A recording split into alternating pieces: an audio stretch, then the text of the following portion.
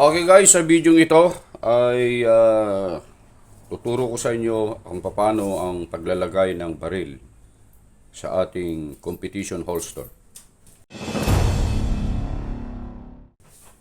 Okay? So, ito yung ilalagay natin. Isang ZZ Shadow. Ito ay optic ready. Okay? Sa nakaraang video natin ay pinakita natin yung ating pag-unbox sa unit na ito. Okay? So, syempre, bubuksan muna natin, tatanggalin muna natin yung unit. Okay? At bago natin ituloy, ay huwag nyo munang kalimutan na pitikin. Yeah. I-hit yung ating notification bell at saka mag-subscribe sa ating channel. Yun. So, ito po yun. Wow naman! Yan. Wow! Magazine. Papeles. Okay. Pangalawang magazine. At saka syempre, safety. Laging safety, tatandaan. I-clear nyo muna yung barrel bago kayo gagawa ng anumang bagay. So, unload. Okay. And then, show clear. Wala siyang laman. And then, hammer down. Okay. So, tabi muna natin to. Okay. Paglalagay ng holster ay ito. Ito kasing holster na to ay para talaga sa Shadow 2. Okay. So, lalagay mong ganyan. Ayan. Meron siyang tinatawag na lock. Ito po yun, yung nasa ilalim. Yan yung lock niya. Pag binaba mo yan, okay, maglalak siya. Hindi mo siya mahuhugot. Okay, ayan. Nakalak yan. Hindi mo siya mahuhugot kahit ano gawin mo. Okay, so ito po yung kanyang safety lock sa holster. Ito po yan.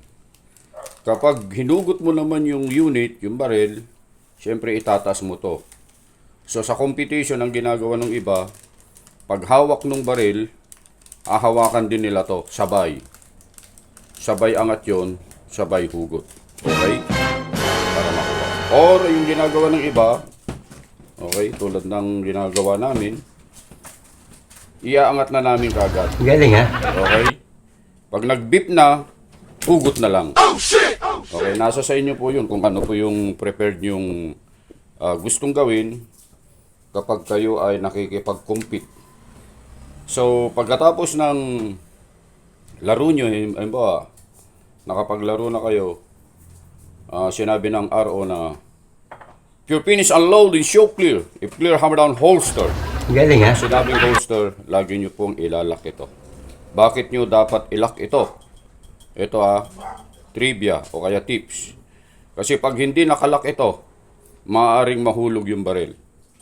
At kapag nahulog ang baril, may tendency na kayo po ay madikyo. May rules tayo sa drop gun. Okay? So, yun po yung ating tips. Kaya kailangan nakalak po lagi yung lock ng ating holster pagkatapos po nating pumutok o kaya maglaro. Okay? So, yun po yung paglalagay ng unit sa ating holster. At sa magazine naman, okay, ito dapat nakaharap dyan. Ito, pwesto niya, no? Pag ganyan. Okay, bakit ganyan? Kasi kapag hinugot na ganyan, okay, tinan nyo ito, tinan nyo. Yung pwesto niya. Ayan. Pag hinugot na ganyan, ganito ang hawak. Okay, pag ganon, papunta sa baril yan. Okay, hindi mo dapat baliktarin. Pwede rin ganyan, yung iba ganyan din eh. Pero mas mahirap yan. Kasi pag hinugot mong ganyan, baliktad ang pasok. Okay, so dapat nakaganyan. Okay, nakaharap doon yung kanyang base pad.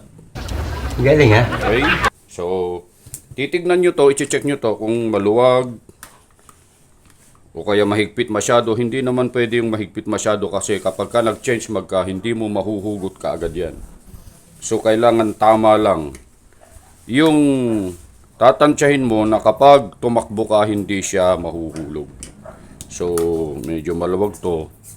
Hihigpitan natin ng konti. Okay?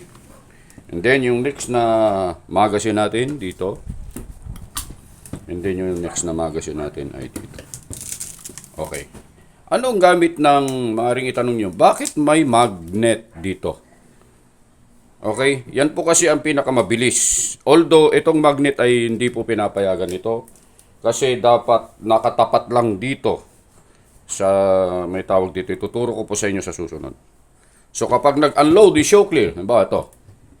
Kunin ko lang yung barila. Clear naman po ito. Walang bala. Clear. I-clear pa natin para sigurado. O wala, o wala. Okay.